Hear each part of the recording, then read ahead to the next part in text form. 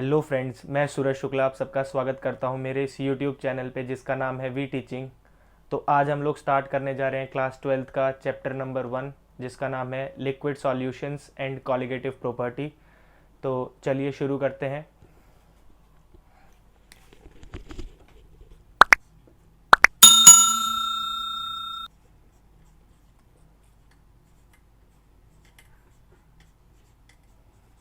तो liquid solutions and colligative property, तो सबसे पहले हमको ये पता होना चाहिए कि इस चैप्टर में हमने पढ़ना क्या क्या है।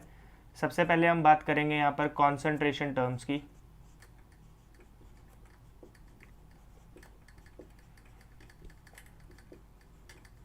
कॉन्सेंट्रेशन टर्म्स लाइक हम लोग पढ़ेंगे यहाँ पर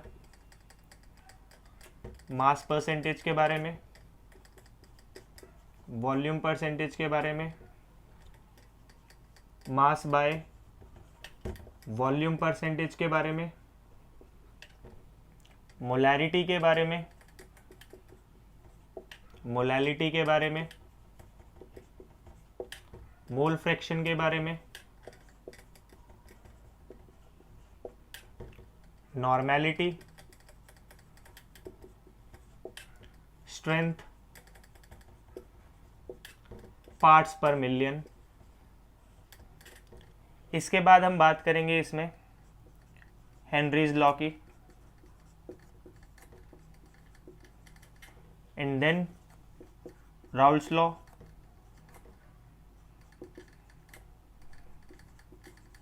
and then colligative properties.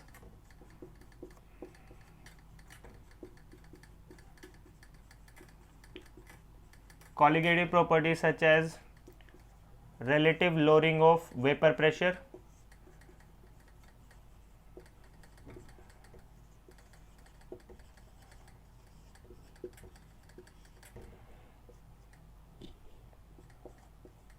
depression in freezing point,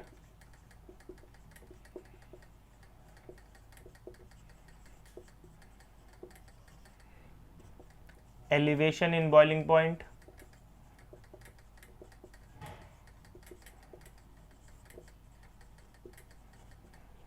and last osmotic pressure,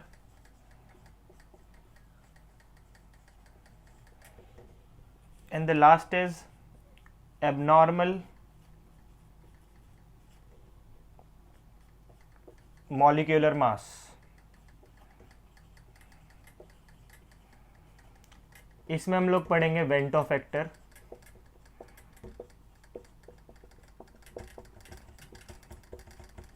that is I. So इस पूरे चैप्टर में हम ये सारे टॉपिक्स कवर करने वाले हैं। तो चलिए शुरू करते हैं।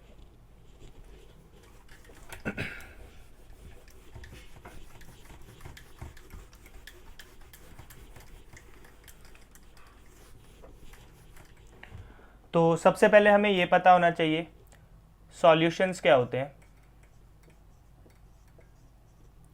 Solution, it is a homogeneous mixture of two or more non-reacting component whose composition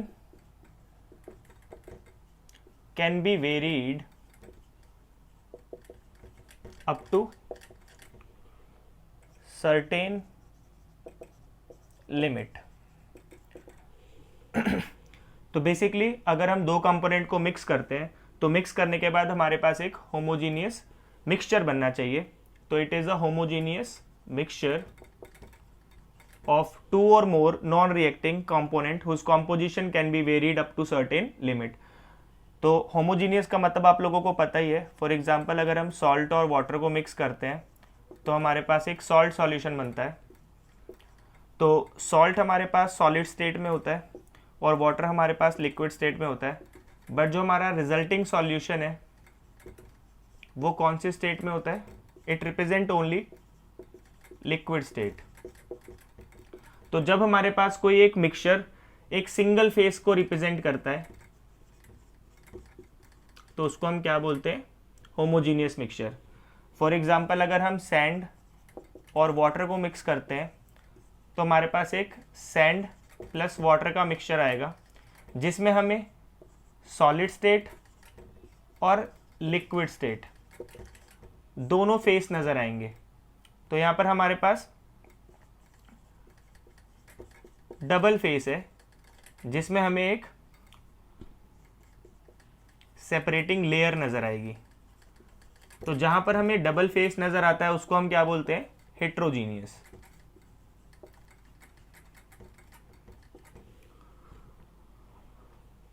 तो ये होता है हमारे पास एक सॉल्यूशन।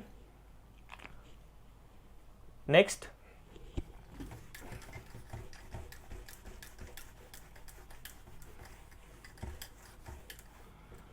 तो बेसिकली जितने भी सॉल्यूशन होते हैं, solution consist of mainly two components.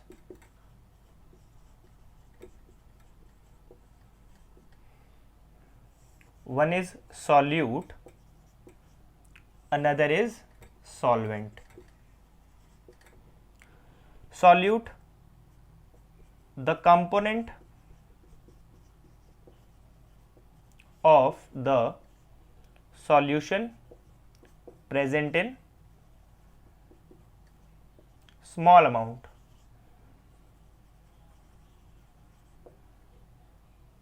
Solvent, the component of solution present in excess amount या फिर लार्ज अमाउंट। तो जो कंपोनेंट लार्ज अमाउंट में प्रेजेंट होता है उसको हम क्या बोलते हैं? सॉल्वेंट। और जो कंपोनेंट स्मॉल अमाउंट में प्रेजेंट होता है उसको क्या बोला जाता है? Solute. For example, a solution of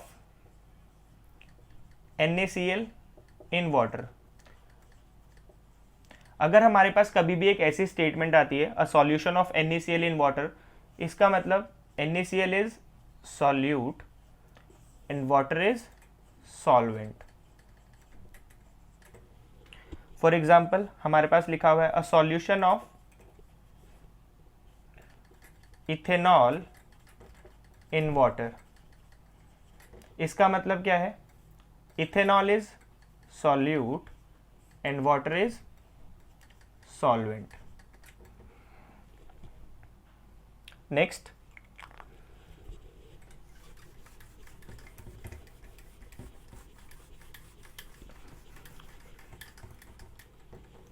अगर हमारे पास एक स्टेटमेंट है लाइक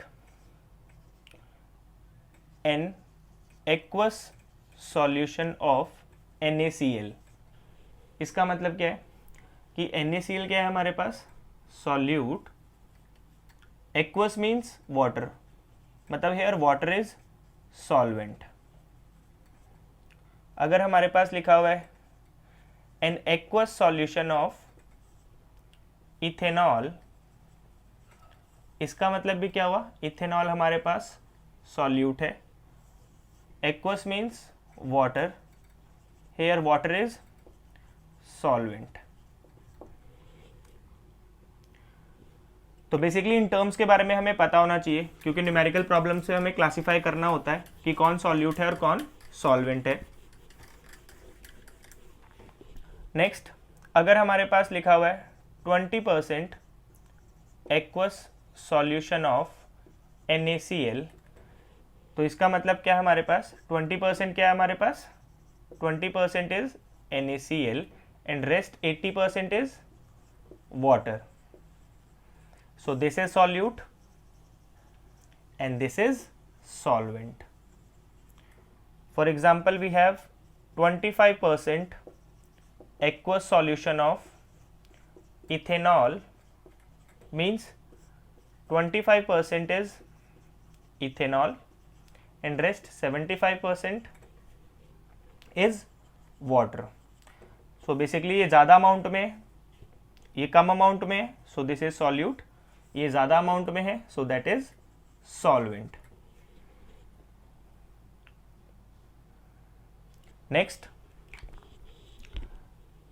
तो बेसिकली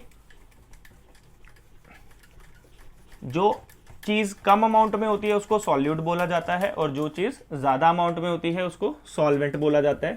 लेकिन ये थ्योरी पूरे तरीके से करेक्ट नहीं है, ठीक है।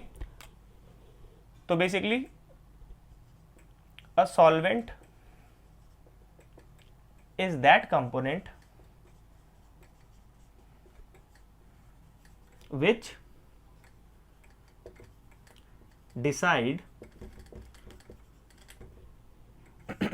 the final physical state of solution। Solvent basically कई जगह पर उनको भी बोला जाता है जो तुम्हारे सॉल्यूशन की फाइनल फिजिकल स्टेट को डिसाइड करते हैं। फॉर एग्जाम्पल मेरे पास एक सॉल्यूशन है, for example 60% of sugar in 40% of water. तो बेसिकली अगर हम यहाँ पे बात करें तो ज़्यादा क्वांटिटी किसकी है, शुगर की, क्लियर है। तो अगर आप शुगर को यहाँ पर सॉल्वेंट बोल रहे हो तो बेसिकली वो गलत है, क्लियर है। क्योंकि अगर हम 60% शुगर को 40% वाटर में मिक्स करते हैं तो बेसिकली जो हमारे पास यहाँ पर रिजल्टिंग सॉल्यूशन होगा, जो हमारे पास यहाँ पे रिजल्टिंग सॉल्यूशन होगा उसका फिजिकल स्टेट कैसा होगा। अगर आप शुगर को वाटर में डिसॉल्व करते हैं तो उसका फिजिकल स्टेट कैसा आएगा सॉल्यूशन का, जो हमारा फाइनल सॉल्यूशन होगा फिजिकल स्टेट उसका लिक्विड होने वाला है। तो हमारे पास एक थ्योरी ये भी है कि सॉल्वेंट वो कंपोनेंट होता है which decide the final physical state of solution, ठीक है। तो यहाँ पर हमारे पास फाइनल फिजिकल स्टेट कौन सी आ रही है, लिक्विड। तो हमें ये देखना है कि हमारे कंपोनेंट्स में लिक्विड कौन है, लिक्विड इज वाटर। तो here again solvent is water. तो बेसिकली जो हम लोग अभी तक थ्योरी पढ़ते आ रहे हैं कि सॉल्यूट कम अमाउंट वाला होता है, सॉल्वेंट ज़्यादा अमाउंट वाला होता है, तो वो थ्योरी पूरी तरीके से करेक्ट नहीं है। हमें ये भी देखना होता है कि हमारा जो फाइनल रिजल्टिंग सॉल्यूशन है उसकी फिजिकल स्टेट क्या है। तो यहाँ पर आप लोग देख सकते हैं कि शुगर हमारा ज़्यादा क्वांटिटी में है, तो इसको हम सॉल्वेंट नहीं बोल रहे हैं यहाँ पर, ठीक है, क्योंकि हमारा जो फाइनल रिजल्टिंग सॉल्यूशन है उसकी फिजिकल स्टेट क्या है, लिक्विड। तो हमारे दोनों कंपोनेंट्स में से लिक्विड कौन सा है, that is water, so water is the solvent. तो ये मैटर नहीं करता कि कौन कम अमाउंट में है कौन ज्यादा अमाउंट में है, हमें ये देखना होता है कि हमारा जो सॉल्यूशन बन रहा है उसकी फाइनल फिजिकल स्टेट क्या है।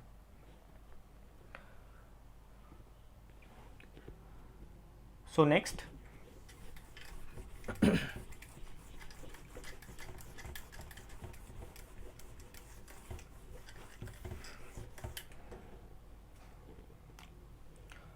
Next is types of solution.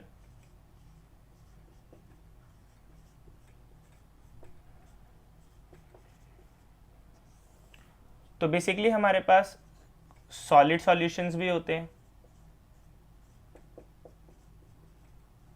हमारे पास लिक्विड सॉल्यूशंस भी होते हैं, हमारे पास गैसियस सॉल्यूशन भी होते हैं। तो बेसिकली इस चैप्टर में हम लोग लिक्विड सॉल्यूशंस की बात करेंगे। लिक्विड सॉल्यूशंस में हमारे पास कौन कौन से आ जाते हैं, first is solid in a liquid, जहां पर हमारा सॉल्यूट क्या होने वाला है, सॉलिड, और सॉल्वेंट क्या होने वाला है, लिक्विड। तो इसके लिए हमारे पास कौन सा लॉ है, इसके लिए हम लोग पढ़ेंगे राउल्ट्स लॉ। इसके बाद इसके लिए हम लोग पढ़ेंगे कॉलिगेटिव प्रॉपर्टीज।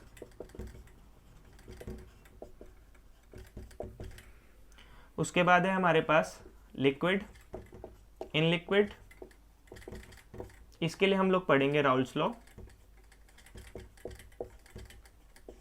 उसके बाद है हमारे पास gas in liquid,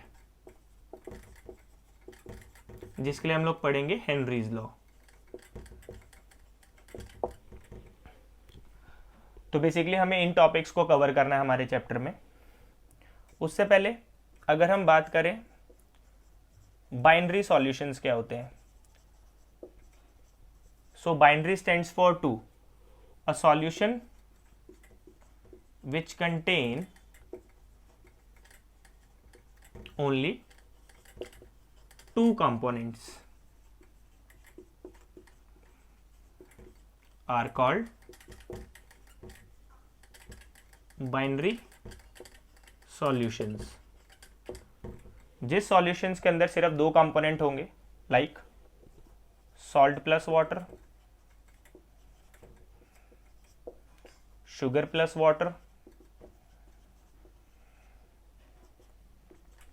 these solutions containing only two components, so these solutions are said to be binary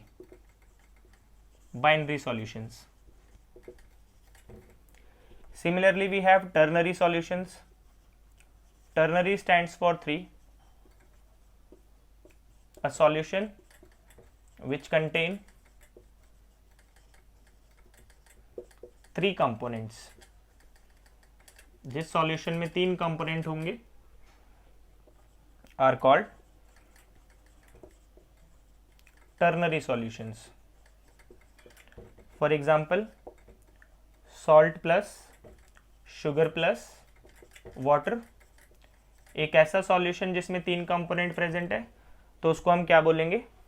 ternary solution.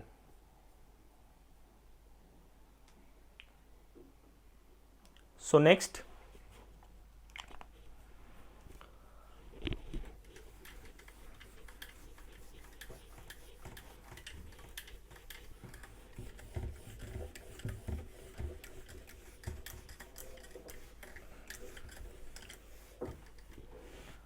तो यहां पर अब हम बात करने जा रहे हैं अपनी कंसंट्रेशन टर्म्स की।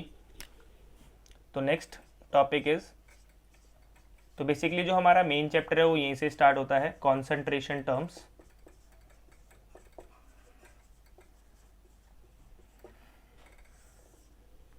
तो सबसे पहले हमारे पास जो कंसंट्रेशन टर्म है दैट इज परसेंटेज कॉम्पोजिशन।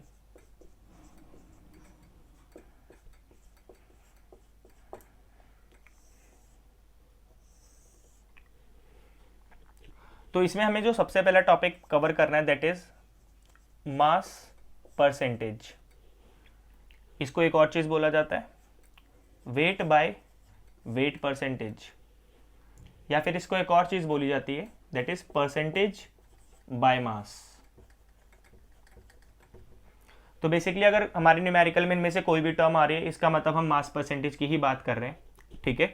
तो basically mass percentage of component, अगर हम किसी कंपोनेंट का मास परसेंटेज कैलकुलेट कर रहे हैं, how to calculate it? For example, mass of that component divided by mass of solution into 100। For example, हमारे पास एक सॉल्यूशन है, a solution consists of two components,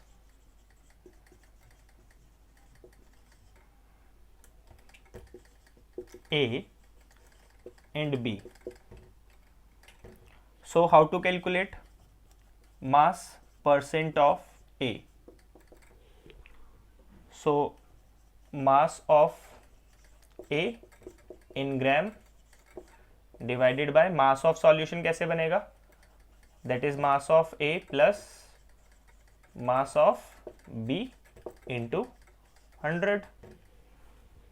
similarly अगर हमें मास परसेंटेज बी का कैलकुलेट करना है that is mass of B in gram divided by mass of A plus mass of B in gram into 100।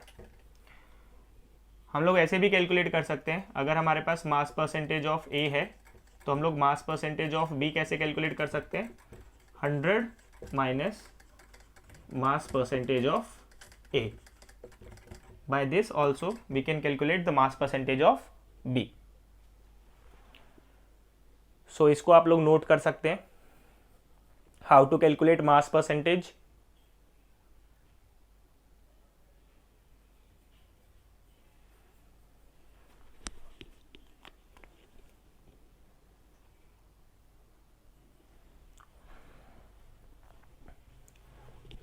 Next,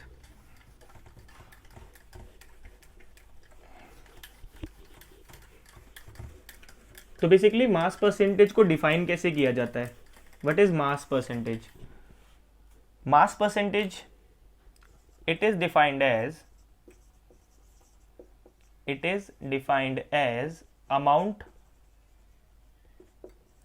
of solute in gram present in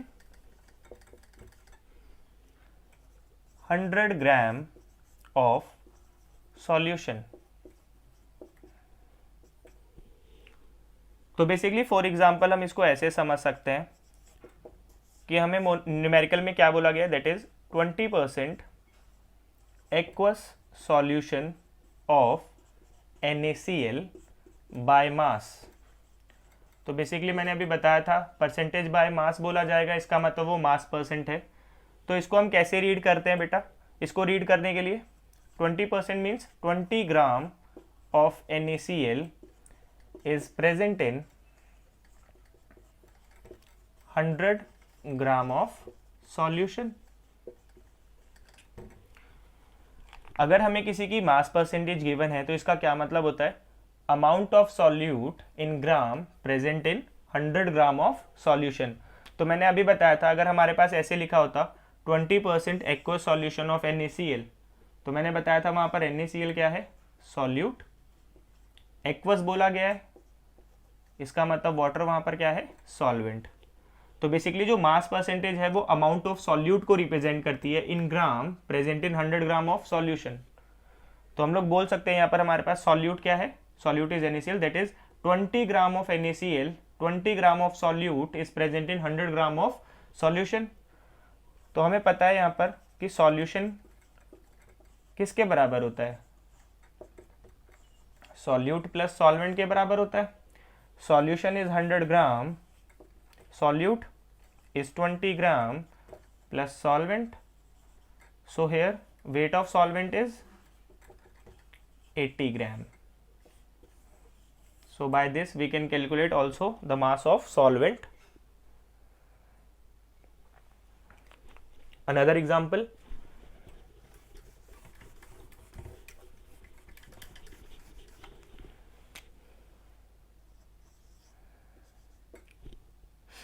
a aqueous solution of ethanol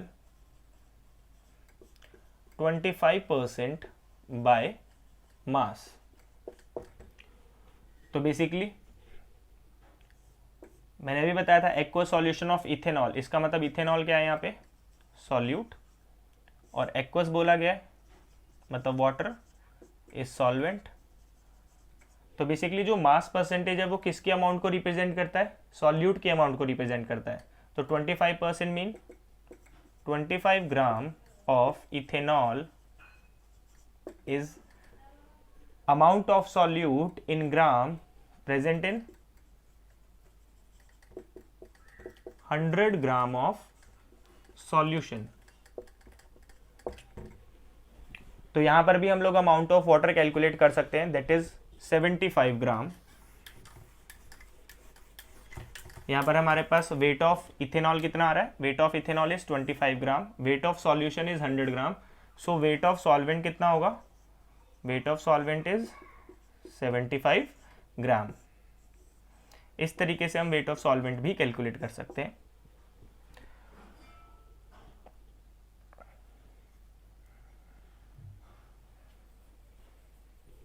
for example हमारे पास एक question है, question is calculate the mass of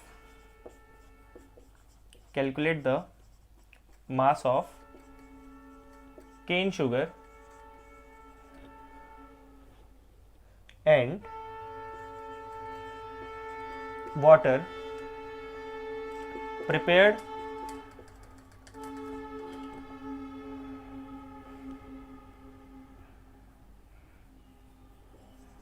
containing 250 gram of 25% cane sugar solution। तो basically यहाँ पर हमें mass of cane sugar calculate करना है और मास ऑफ वाटर कैलकुलेट करना है प्रिपेयर्ड कंटेनिंग 250 ग्राम। तो बेसिकली हमारे पास यहाँ पे टोटल मास ऑफ सॉल्यूशन है। टोटल मास ऑफ सॉल्यूशन कितना है हमारे पास यहाँ पे, दैट इज 250 ग्राम। और हमें यहाँ पर मास परसेंटेज किसका गिवन है, केन शुगर का गिवन है। Mass percentage of cane sugar कितना दिया हुआ है हमें यहाँ पे, mass percentage of cane sugar is 25%। So simply हम यहाँ पर फॉर्मूला अप्लाई कर सकते हैं, mass percentage of cane sugar.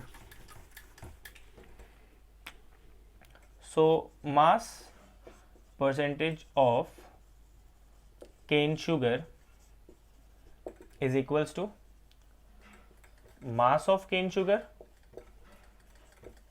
in gram divided by mass of solution in gram, that is mass of cane sugar plus mass of water into 100. What is mass percentage of cane sugar, that is 25% is equals to mass of cane sugar divided by mass of solution is 250 into 100. So simply cancel.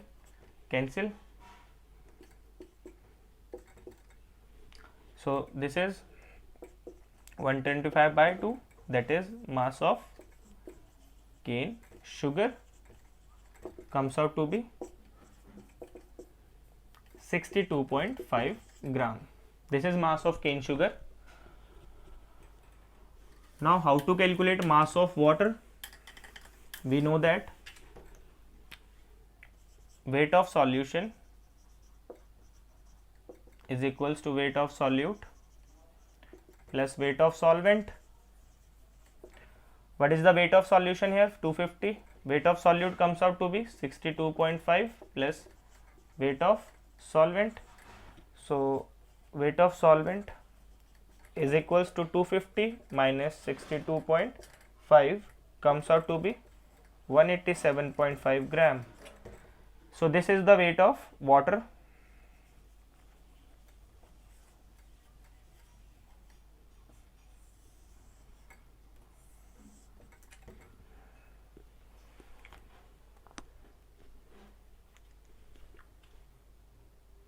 Next,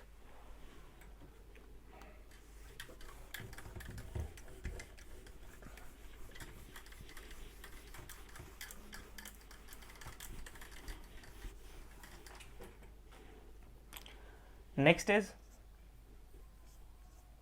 percentage by volume. इसको volume percentage भी बोला जाता है और इसको V bye V percentage भी बोला जाता है।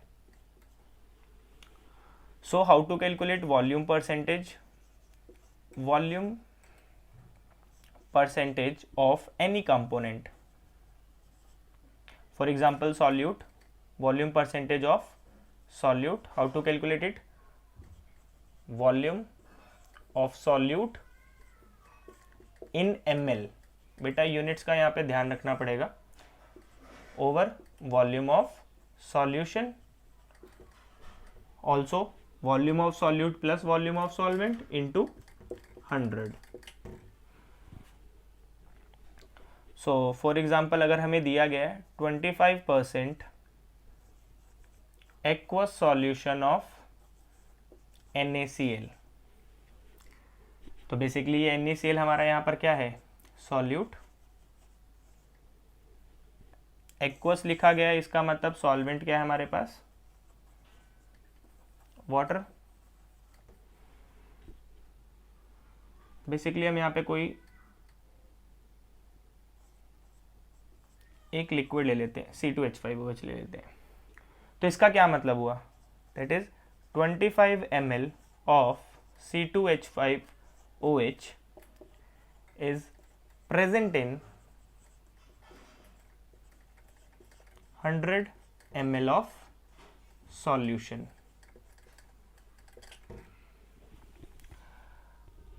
तो परसेंटेज बाय वॉल्यूम को कैसे रीड किया जाता है? अगर हमारे पास लिखा हुआ है 25% एक्वस सॉल्यूशन ऑफ C2H5OH, इसका क्या मतलब हुआ?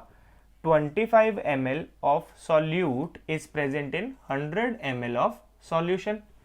जैसे हमारे पास अगर यहां पर लिखा हुआ है बाय वॉल्यूम, जैसे हमारे पास अगर यहां पर बाय मास लिखा होता, परसेंटेज बाय मास लिखा होता, तो उसको हम कैसे रीड करते? 25 gram of ethanol is present in 100 gram of solution. लेकिन यहां पर अभी क्या लिखा हुआ है? Percentage by volume. तो परसेंटेज बाय वॉल्यूम का मतलब क्या हुआ? 25 ml of solute is present in 100 ml of solution. तो बेसिकली जो परसेंटेज बाय वॉल्यूम है उसको कैसे डिफाइन किया जाता है? It is defined as amount of solute present in volume of solute, volume percentage देख रहे हैं हम, volume of solute in ml present in 100 ml of the solution. It is defined as volume of solute in ml present in 100 ml of solution. अगर हमें कोई भी volume percentage दी गई है उसको कैसे रीड करना है? That is 25 ml, that is volume of solute present in 100 ml of solution. एक और रीड करते हैं।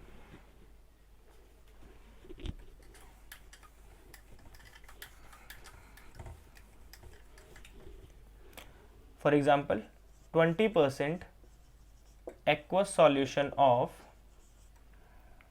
H2SO4 percentage by volume, percentage by volume बोल दिया इन्होंने। इसका मतलब क्या हुआ?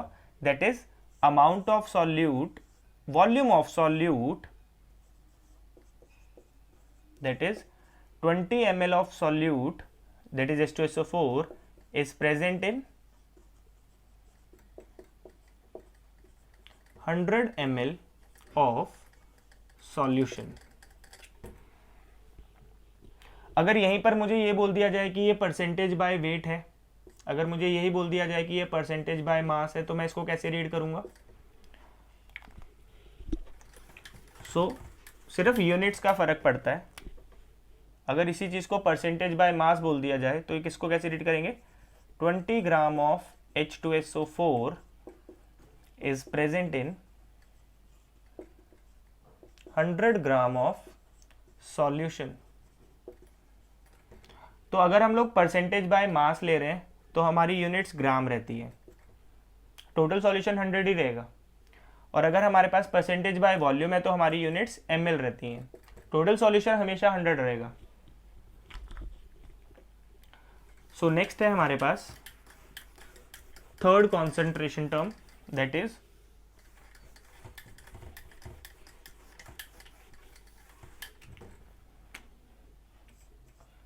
percentage mass by volume या फिर mass by volume percentage। तो ये हमारे पास थर्ड परसेंटेज कॉम्पोजिशन है, that is mass by volume percentage. इसको वेट बाय वॉल्यूम परसेंटेज भी बोला जाता है। तो इसका मतलब क्या होता है? How to calculate mass by volume percentage of solute? So it is equals to mass of solute in gram divided by volume of solution in ml multiply by 100। तो बेटा जब तुमने ध्यान दिया होगा कि जब मास बाय मास था तो ऊपर भी मास था नीचे भी मास था, जब वॉल्यूम बाय वॉल्यूम था तो ऊपर भी वॉल्यूम था नीचे भी वॉल्यूम था, लेकिन अब मास बाय वॉल्यूम है तो ऊपर मास है नीचे वॉल्यूम है। तो मास बाय वॉल्यूम परसेंटेज को कैसे डिफाइन किया जाता है? मास बाय वॉल्यूम परसेंटेज कैसे डिफाइन किया जाता है इसको? it is defined as amount of solute in gram present in 100 ml of solution. ध्यान देना 100 ml of solution.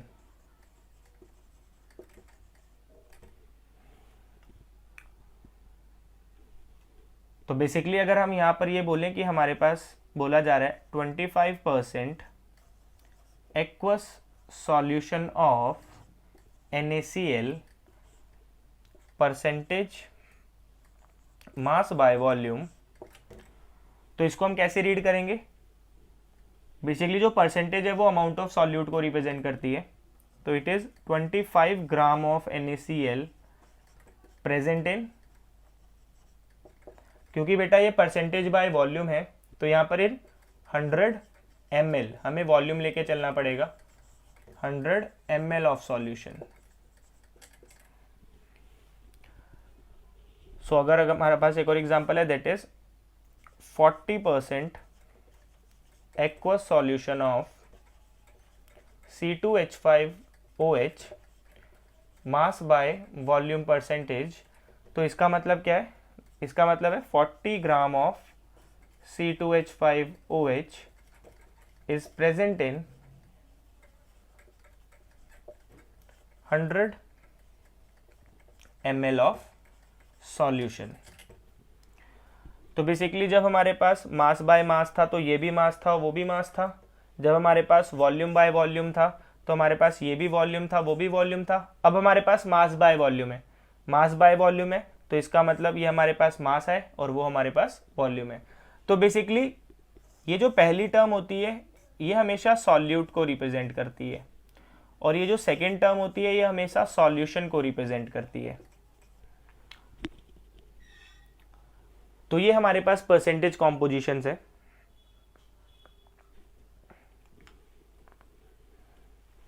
तो इसको आप नोट कर सकते हैं.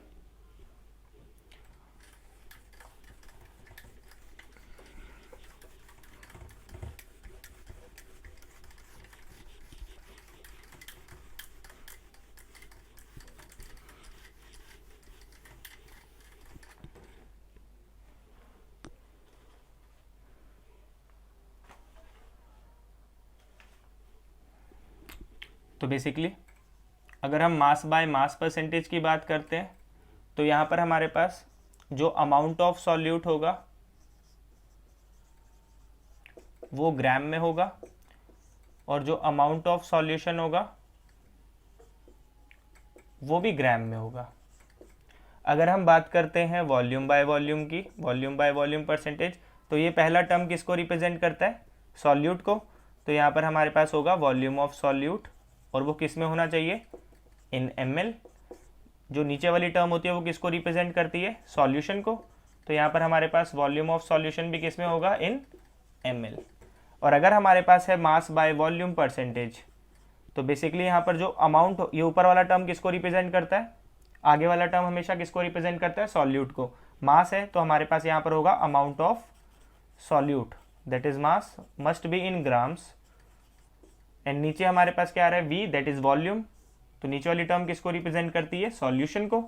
तो यहाँ पर हमारे पास वॉल्यूम ऑफ सॉल्यूशन होगा इन ml.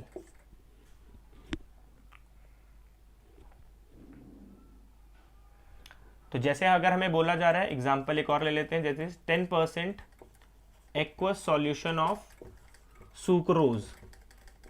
ठीक है, इसी को रीड करते हैं. अगर हम इसको रीड करते हैं परसेंटेज बाय मास की टर्म में, परसेंटेज बाय मास, तो इसको हम कैसे रीड करेंगे? Percentage by mass. So this is 10 gram of sugar is present in 100 gram of solution. अगर हम इसी को रीड करते हैं परसेंटेज बाय वॉल्यूम की टर्म में, तो इसका मतलब क्या हुआ? That is 10, this is mass by mass percentage. Percentage by mass का मतलब होता है मास बाय मास परसेंटेज. और अगर हम बात कर रहे हैं परसेंटेज बाय वॉल्यूम, इसका मतलब है वॉल्यूम बाय वॉल्यूम परसेंटेज. तो बेसिकली यहाँ पर जो सॉल्यूट है वो भी वॉल्यूम में आएगा और जो सॉल्यूशन है वो भी वॉल्यूम में आएगा। तो 10 ml of sugar is present in 100 ml of solution. अगर हमारे पास है यही चीज परसेंटेज मास बाय वॉल्यूम, तो इसका मतलब फर्स्ट टर्म किसको रिप्रेजेंट करती है, सॉल्यूट को। इसका मतलब मेरे पास 10 ग्राम है किसका, शुगर का, इन 100। सेकेंड टर्म वॉल्यूम को रिप्रेजेंट कर रही है, तो 100 ml ऑफ सॉल्यूशन। तो बेसिकली लास्ट केस में अगर हमें ये बताना हो कि हमारे पास कितना अमाउंट है सॉल्वेंट का, तो बेसिकली हमें पता है कि जो सॉल्यूशन होता है वो किसको मिलाकर बनता है, सॉल्यूट प्लस सॉल्वेंट को मिलाकर बनता है। सॉल्यूशन हमारे पास कितना है यहाँ पर 100 ml is equals to solute हमारे पास कितना है 10 ग्राम प्लस सॉल्वेंट। तो बेटा यहाँ पर हमें इस चीज़ को देखना पड़ेगा कि अगर हम यहाँ पे सॉल्वेंट का अमाउंट कैलकुलेट कर रहे हैं तो 100 ml माइनस 10 ग्राम ये हम नहीं कर सकते, है ना। ml में से ग्राम माइनस नहीं हो सकता। तो बेसिकली सबसे पहले हमें क्या करना पड़ेगा, हमारा जो मास है, हमारा जो अमाउंट है, इसको किस में कन्वर्ट करना है, इसको कन्वर्ट करना है हमें वॉल्यूम में। तो बेसिकली मास को हम वॉल्यूम में तभी कन्वर्ट कर सकते हैं जब हमें डेंसिटी पता हो। तो सिंपली हमें यहां पे क्या करना है,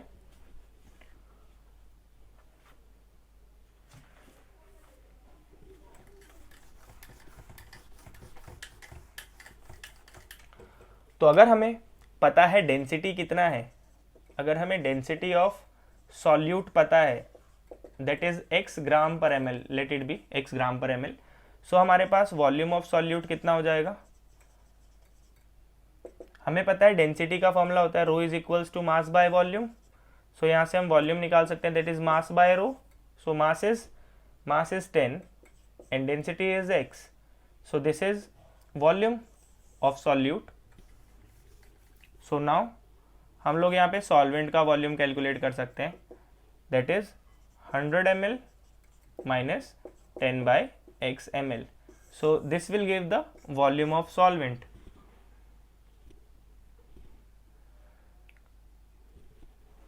So this is all about the percentage composition. In the next class we will discuss molarity, molality, mole fraction, normality, ppm and strength. Thank you.